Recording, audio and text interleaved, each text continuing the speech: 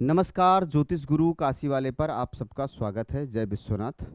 आज हम बात करेंगे ग्रहों के उच्च नीच राशियों के बारे में। कौन सा ग्रह किस राशि पर उच्च का होता है, कौन सा ग्रह किस राशि पर नीच का होता है, इस स्थिति पर हम बात करेंगे। तो आइए हम जानते हैं ग्रहों के उच्च नीच स्थिति को।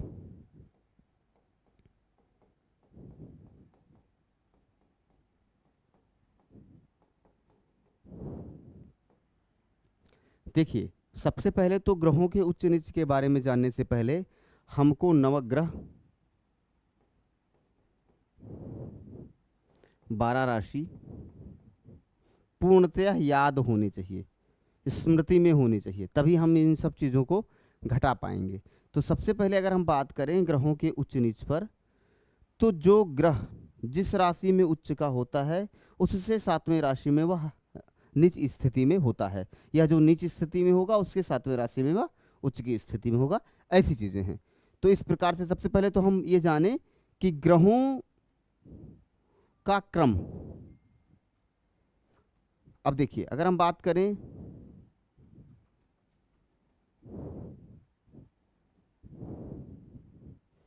ग्रहों के बारे में, तो सबसे पहले हम सूर्य की बात करते हैं। सूर्य किस राशि, उच्च राशि उसकी क्या है और नीच राशि क्या है, इन सभी का प्रभाव कुंडलियों पर बहुत ही ज़्यादा पड़ता है। इस बात का ध्यान रखिए। सूर्य के लिए मेष राशि उच्च की है। मेष मतलब एक। अब मैंने एक चीज़ कहा कि अपने से 7वीं राशि, तो 1 से 7वां, 1 2 3 4 5 6 7, 7 मतलब तुला राशि। तुला राशि में सूर्य जो होगा वह नीच का होगा। अच्छा, सूर्य का उल्टा शनि होता है। सूर्य का उल्टा शनि, शनि क्या होगा, मेष राशि में नीच का होगा। मेष में क्या होगा, नीच का होगा।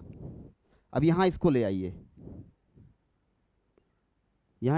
तो यहां मेष हो जाएगा, और यहां इसको ले आइए, यहां तुला हो जाएगा। समझ में आया? सूर्य मेष राशि में उच्च का होता है, तुला राशि में नीच का होता है। शनि मेष राशि में नीच का होता है, तुला राशि में उच्च का होता है। तो सूर्य शनि का कॉन्सेप्ट तो आपको समझ में आ गया। जिसमें सूर्य उच्च का होगा उसी में शनि नीच का होगा, जिसमें शनि उच्च का होगा उसमें सूर्य जो होगा नीच का होगा। तो कहने का तात्पर्य है सूर्य शनि एक साथ। अब हम बात करते हैं एक ऐसे ही ग्रह के बारे में जो एक दूसरे के सापेक्ष है, मंगल और गुरु। मंगल क्या है? मंगल कर्क राशि में, मकर राशि में उच्च के होते हैं। मकर मतलब 10 और कर्क राशि, कर्क मतलब 4। ठीक है, 4 में क्या होते हैं, नीच के होते हैं। अब गुरु मतलब बृहस्पति, इसी में क्या होगा, मकर में वह नीच का होगा। मकर 10 नंबर में नीच का होगा, और कर्क में वह उच्च का होगा, गुरु। ठीक है, तो कर्क में गुरु उच्च का होता है, मतलब 4 नंबर में गुरु उच्च का होगा, लेकिन 10 नंबर में गुरु नीच का होगा। तो मंगल गुरु सूर्य शनि, हम 4 ग्रहों के बारे में बात कर चुके हैं। अब हम बात करेंगे, देखिए आपको समझ में आ गया होगा, सूर्य मेष राशि में उच्च का है, वही मेष राशि में शनि जाकर के नीच का हो गया है। शनि तुला राशि में उच्च का है, लेकिन वहीं सूर्य जो है तुला राशि में नीच का है। मंगल कर्क राशि में नीच का है, मकर राशि में उच्च का है। गुरु कर्क राशि में उच्च का है, मकर राशि में नीच का है। तो मंगल गुरु एक दूसरे के सापेक्ष हुए, मतलब एक दूसरे के विपरीत हुए, कहने का तात्पर्य हुआ। अब हम बात करते हैं इसके बाद शुक्र और बुध की, क्योंकि ये भी एक दूसरे के विपरीत है। हालांकि बुध की स्थिति थोड़ी सी अलग है, क्योंकि बुध जिस राशि में उच्च का होता है उसी राशि में वह स्वराशि का भी हो जाता है। नीच का नहीं, उसी राशि में वह स्वराशि का हो जाता है। अब तो आप बात करेंगे कैसे, जैसे बुध है, यह बुध ग्रह की स्थिति है। बुध ग्रह कन्या राशि में उच्च का होता है, कन्या राशि में उच्च का होगा, कन्या मतलब 6, और मीन में नीच का होगा, मीन में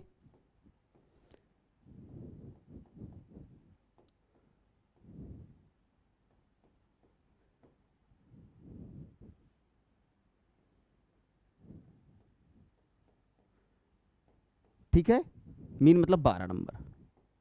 और शुक्र जो होगा, देखिए वहां हम लोगों ने सूर्य शनि मंगल गुरु की बात की, यहां बुध और शुक्र की बात करेंगे।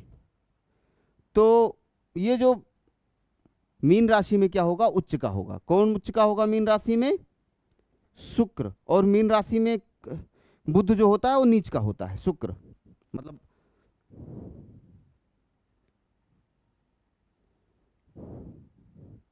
12 नंबर।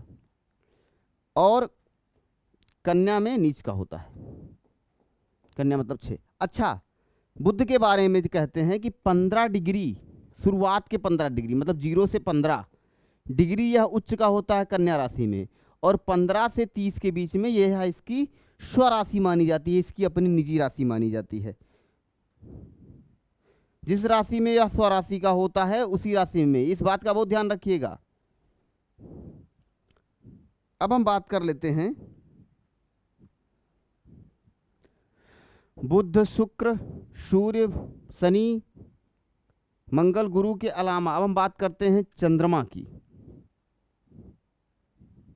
चंद्रमा, चंद्रमा वृषभ राशि पर, वृषभ मतलब 2 नंबर, वृषभ राशि पर उच्च का होता है, और वृश्चिक राशि पर, वृश्चिक मतलब 8 नंबर, वृश्चिक राशि पर नीच का होता है। इस बात का बहुत ध्यान रखिएगा।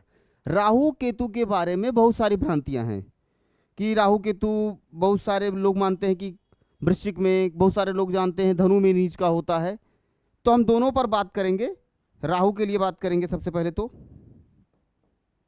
राहु के उच्च राशि मानते हैं लोग वृषभ या मिथुन। वृषभ, कुछ ग्रंथ वृषभ मानते हैं, कुछ मानते हैं मिथुन। और नीच राशि मानते हैं इसकी वृश्चिक और धनु, 8 और 9 नंबर, वृश्चिक और धनु।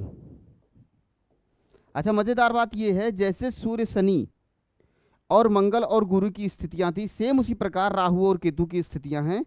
केतु 8 और 9 में उच्च का मतलब माना जाता है ग्रंथों के प्रमाण के हिसाब से, और 2 और 3 में नीच का माना जाता है। मिथुन में या वृषभ में लोग उसे नीच का मानते हैं या नीचत्व की चीजों में मानते हैं। अलग अलग ग्रहों के जो अलग अलग ग्रंथों में जो जो प्रमाण मिले हैं, उन्हीं प्रमाणों को लेकर के मैं ये चीज बता रहा हूं कि कहीं वृषभ मानते हैं, कहीं मिथुन मानते हैं, यह सारी चीजें।